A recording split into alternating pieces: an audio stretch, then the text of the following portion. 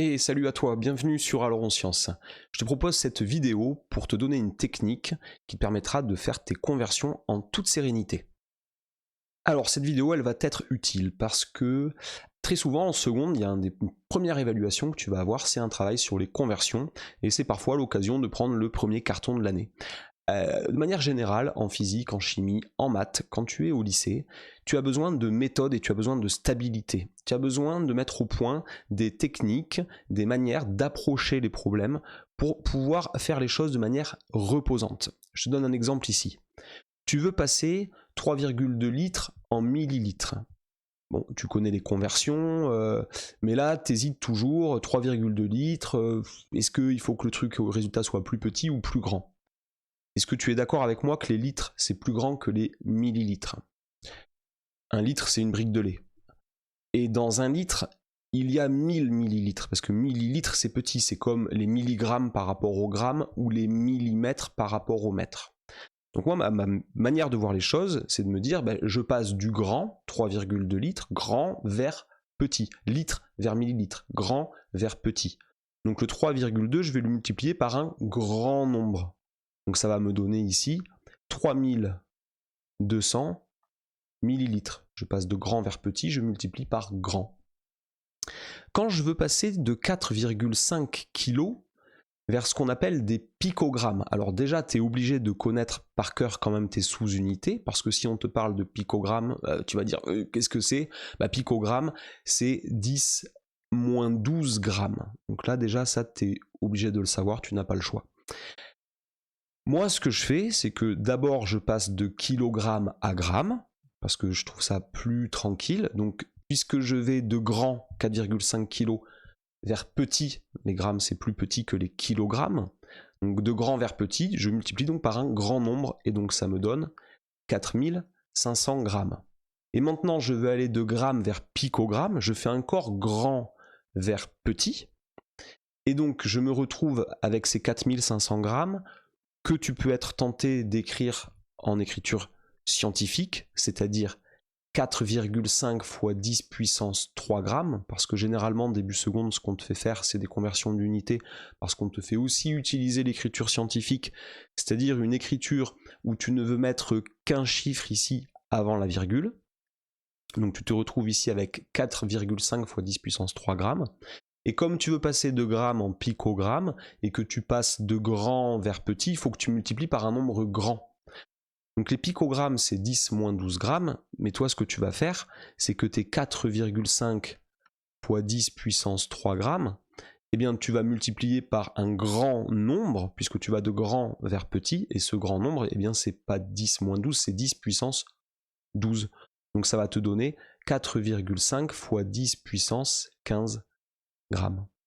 Donc au final, pour passer de kilogramme à picogramme, j'ai multiplié par un grand nombre, et ce grand nombre, c'est 10 puissance 3 pour passer de kilogramme à gramme, multiplié par 10 puissance 12 pour passer de gramme à picogramme. Donc en tout, j'ai fait 4,5 fois 10 puissance 15. C'est-à-dire qu'il y a énormément de picogrammes dans un kilogramme. Donc voilà pour ces deux premiers exemples. Tu veux maintenant convertir une longueur de 7 hectomètres.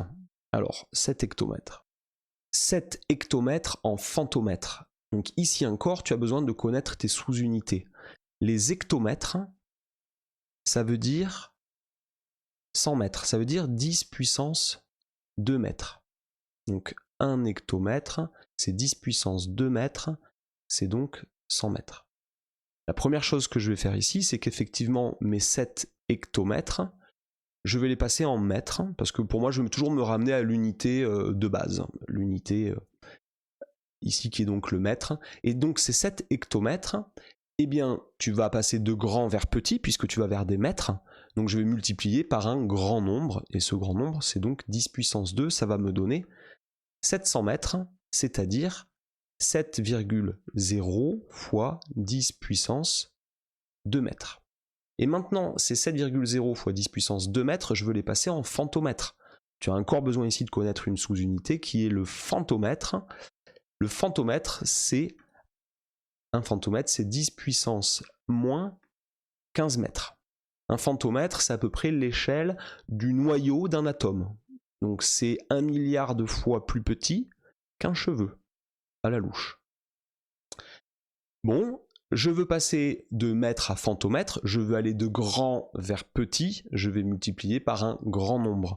Donc mon 7,0 fois 10 puissance 2, eh bien je vais le multiplier par 10 puissance 15, et non pas par 10 puissance moins 15, puisque je vais de grand vers petit, je multiplie par un grand nombre, ça me fait 7,0 fois 10 puissance 17 femtomètres. Voilà, exemple. Alors un nouvel exemple, cette fois-ci tu veux passer de 325 micromètres, et tu veux passer ça en décamètres, donc cette fois-ci tu vois on va passer de petit vers grand. Puisque je vais passer de petit vers grand, je vais multiplier par des petits nombres. Donc 325 micromètres. 325 micromètres, déjà, il faut savoir que le micromètre, c'est 10 puissance moins 6 mètres. Donc 1 micromètre égale 1 fois 10 puissance moins 6 mètres.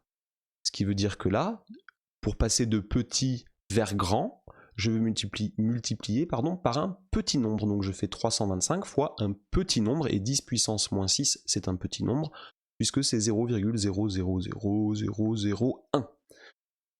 Ça me donne 325 fois 10 moins 6 mètres.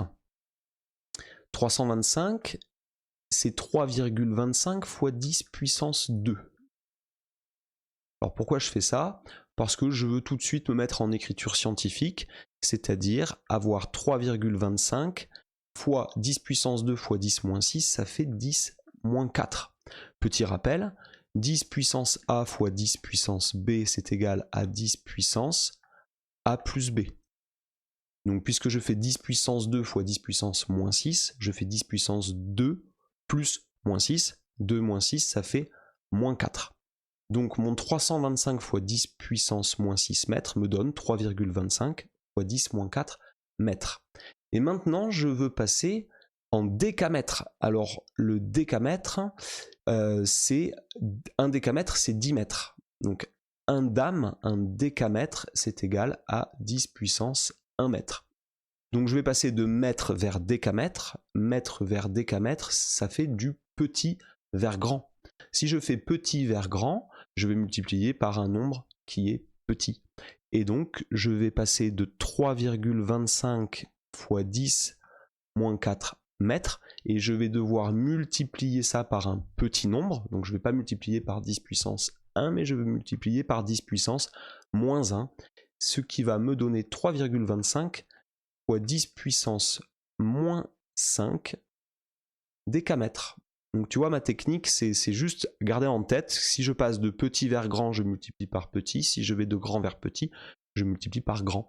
Et après, à toi de connaître tes sous-unités pour savoir si tu multiplies par 10 puissance 1 ou 10 moins 1, si tu multiplies par 10 puissance 12 ou 10 moins 12, en fonction du sens dans lequel tu fais ta conversion grand vers petit ou petit vers grand. Alors, un dernier exemple, cette fois-ci, tu veux passer de mètre cube à litre. Alors pour rappel, et là c'est pareil, tu es obligé de le savoir, eh bien 1 mètre cube, c'est égal à 1000 litres. Ça correspond à 1000 litres. Parce que 1 litre, c'est 1 décimètre cube. Ici, 0,65 mètres cubes, je vais déjà donner moi son écriture scientifique, c'est-à-dire je vais, au lieu d'écrire 0,65 mètres cubes, je vais écrire 6,5 fois 10 puissance moins 1 mètres cubes. Parce que, étant donné que je veux aller de grand vers petit, puisque 1 mètre cube c'est 1000 litres, donc c'est quelque chose qui contient plus de litres, donc grand vers petit, je vais multiplier par un nombre qui est grand, et ce nombre qui est grand, eh bien c'est 10 puissance 3. Donc je vais prendre 6,5 fois 10 moins 1, et je vais le multiplier par un grand nombre. Ce grand nombre, c'est 10 puissance 3, et donc ça me donne 6,5 fois 10 puissance 2 litres. Donc je suis passé de mètre cube à litre, et je vois que 0,65 mètres cubes, en fait, ça correspond à 650 litres, c'est-à-dire 3 grandes baignoires. Voilà.